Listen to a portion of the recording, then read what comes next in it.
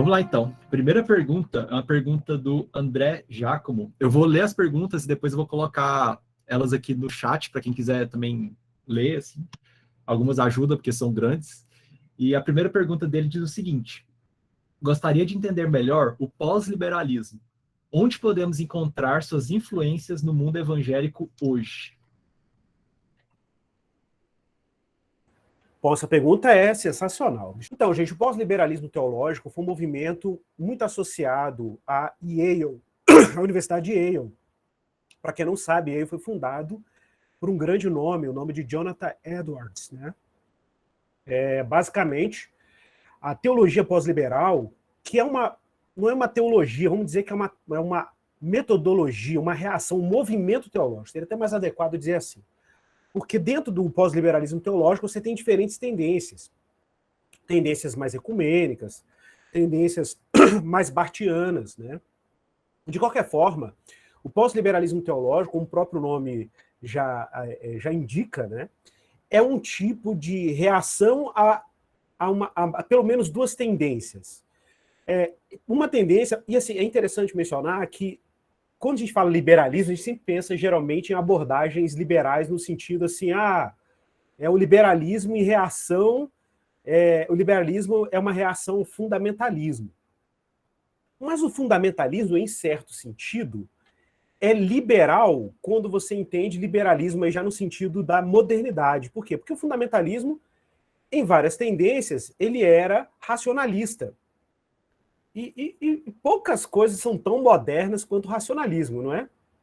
O racionalismo ele é moderno por natureza. Ao afirmar a razão e a objetividade racional como método confiável para a gente ter certezas teológicas, por exemplo, de certa forma, abraçar um projeto nada teológico, nada ortodoxo. Então, essa é a ironia, inclusive, do fundamentalismo, ou de algumas tendências do fundamentalismo, que o liberalismo teológico vai reagir.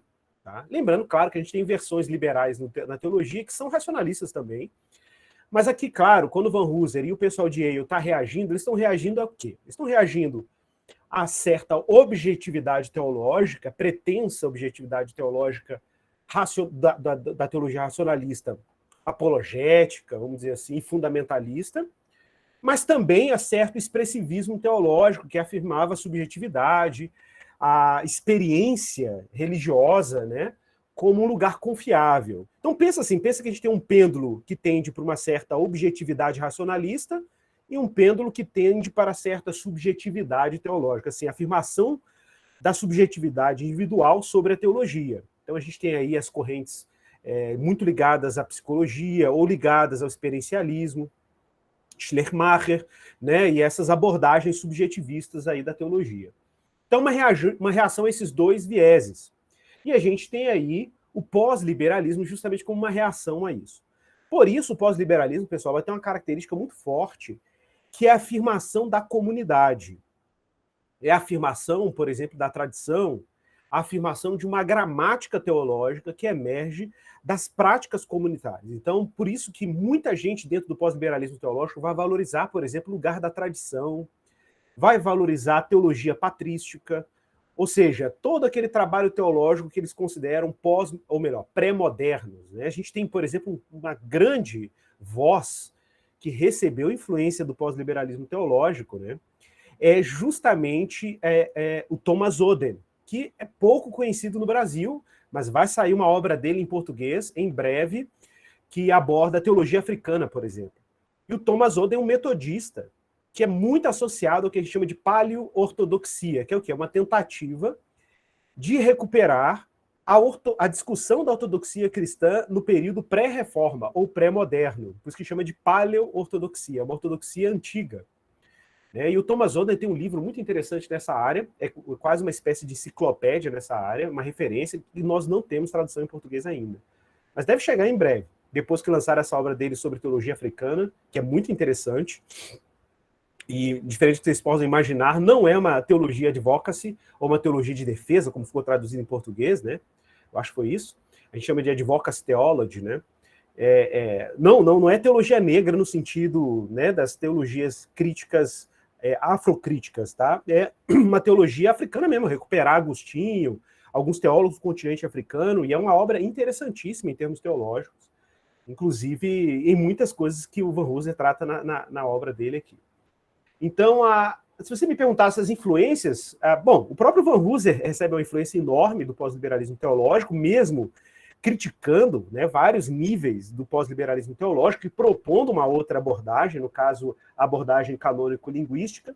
Ele tem, inevitavelmente, muita influência. Inclusive, escreveu muitas coisas, artigos acadêmicos, dialogando com vários teólogos do pós-liberalismo teológico. Lembrando que o pós-liberalismo teológico também é conhecido como teologia narrativa.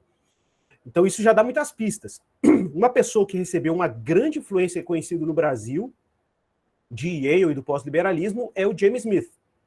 Né? O James K. Smith, que escreveu Você é Aquilo que Ama, a trilogia Liturgias Culturais, e ele é explicitamente, assumidamente influenciado por Lindbeck e por outros autores importantes aí de Yale.